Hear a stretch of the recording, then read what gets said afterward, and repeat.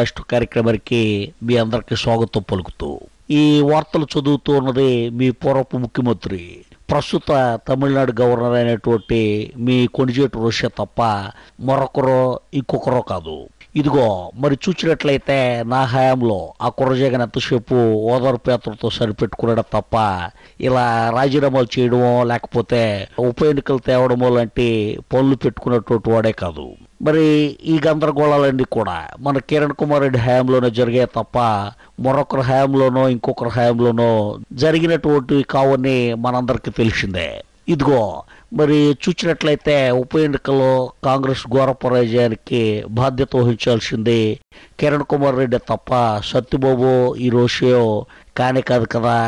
సరే, దీనికి సంబంధించినటువంటి మరిన్ని వివరాలు చెప్పడానికంటే ముందుగా ఒకసారి ఇవాళ హెడ్లైన్ చదువుతా, కాస్త జాగ్రత్తగా ఫాలో అవ్వండి.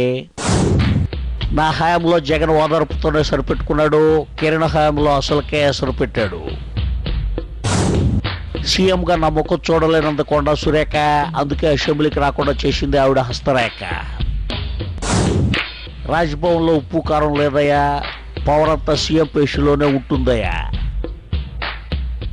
Now news in detail. ఇదిగో మరి చూసినట్లయితే రాజ్భవన్ తిండిలో ఉప్పు కారం తక్కువ, ఏదో బడ్జెట్ సమావేశాలప్పుడు లేకపోతే ఆర్డినెన్స్ మీద సంతకాలు చేయాల్సి వచ్చినప్పుడు జనానికి గవర్నర్ గుర్తుకొస్తాడు తప్ప మామూలుగా అతగాండి ఏ ఒక్కరు కూడా పట్టించుకోరు.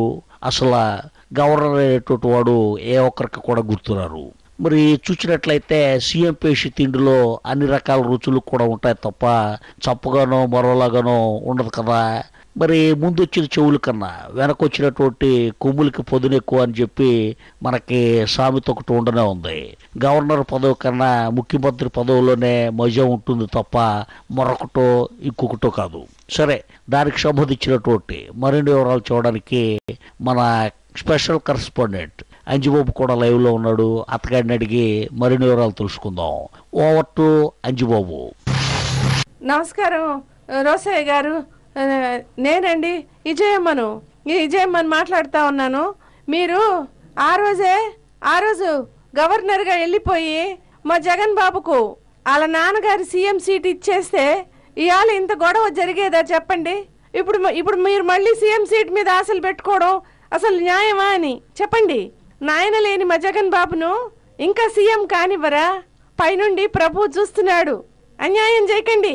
నేను గనక ఇంకొక ట్రిప్ ప్రచారం చేస్తే ఓట్లన్నీ మా జగన్ బాబు పార్టీకి పడవా చెప్పండి? మా బాబు సీఎం అయిపోడు, మీరు తిరిగితే ఒక్క సీట్ అయినా గెలుస్తారా అని. మరి చూసినట్లయితే ఈ విజయమ్మ గారు నాకు తెలిసినటువంటి విద్య గురించి అడగాల తప్ప నాకు రాని విద్య గురించో మరొక దాని గురించో ఇంకొక దాని గురించో అడిగితే మనం ఏ విధంగా మాట్లాడగలుగుతామా? నో రోషే గారు, బై ఎలక్షన్ల ఫెయిలియర్ని నాకు మాత్రమే అంటగట్టడానికి లేదు, ఇంక దానికి రూల్స్ కూడా ఒప్పుకునేదానికి లేదు. ఎవరో సీనియర్ మెంబర్ ఎట్టనండి మీరు ఇట్ట మాట్లాడితే? ఎన్నికల్లో నేను సత్యబాబు ఇంకా చిరంజీవి గారు సక్రమంగా కలిసి ప్రచారం కొడుక చేసినాం. ఆజాద్ జీ కొడుక మా టీం వర్క్ ని గొప్పగా పోగిన్నారు. బైపోల్స్ ప్రచారంలో నేను తెలుగు కూడా చాలా బాగా నేర్చుకున్నా. ఇంక మన సత్యబాబు బీఫారాలు ఇచ్చినాడు, చిరంజీవి రోడ్ షోలు జరిపినారు.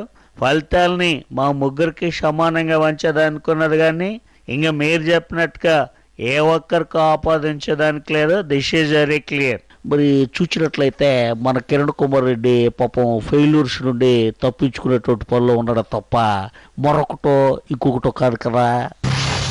నమస్కారం రోజయ్య గారు, నేను అంజిబాబునండి, తెనాల నుంచి మాట్లాడుతున్నా. ఇక్కడ సీన్ ఏం బాగోలేదండి. జగన్ గ్రూప్ ఏదో పెద్ద ప్లాన్ మీద ఉన్నట్టుగా మనకు అనిపిస్తుంది. ఈసారి రాజీనామాలు చేయడం, ఎన్నికలు తేవడం అలాంటి పనులు చేయరంట. డైరెక్ట్గా పార్టీ మార్పిడే అని చెప్పి అంటా ఉన్నారు. 100 మంది కాంగ్రెస్ నుండి, 50 మంది టీడీపీ నుండి అంటండి. మీరు అనవసరంగా మళ్ళీ సీఎంగా వచ్చే ప్రయత్నాలు చేయొద్దు. ఆ రాజభవన్లోనే ఉండి ఏదో మీ ఇంటి నుండి తెచ్చుకున్న పెరుగన్నం తిని అలా గమ్మును పడి ఉండండి మీరు. ఇదిగో ఏమయ్యా అంజిబాబు, ఇదేమన్నా పద్ధతి అట? ఏ విషయం మాట్లాడినా సరే చివరాఖరికి ఆ పెరుగన్నం దగ్గరికి రాకుండా ఆగవా? ఇదేమన్నా పద్ధత? సరే, ఎందుకని వచ్చింది మనం ఇక్కడ ఒక షార్ట్ బ్రేక్ తీసుకుందాం. బ్రేక్ తర్వాత మరిన్ని వార్తలు విశ్లేషిద్దాం. Take a break.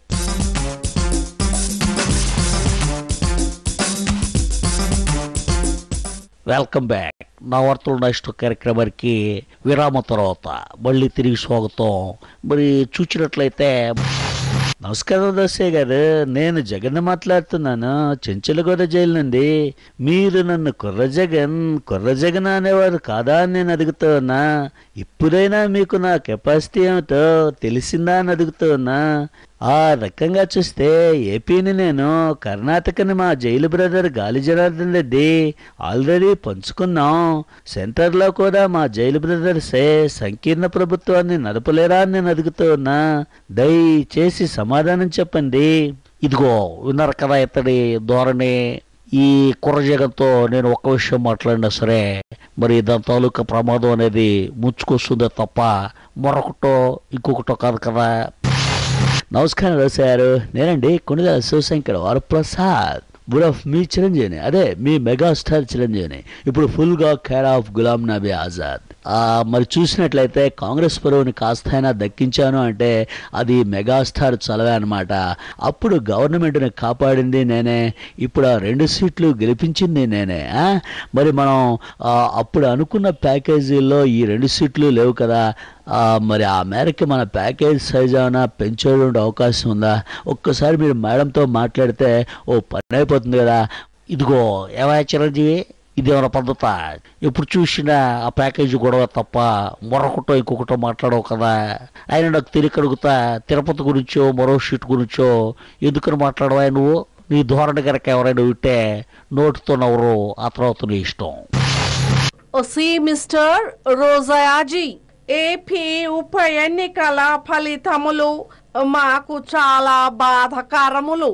ఇందులో మీ వాటాలు కూడా ఉన్నాయి.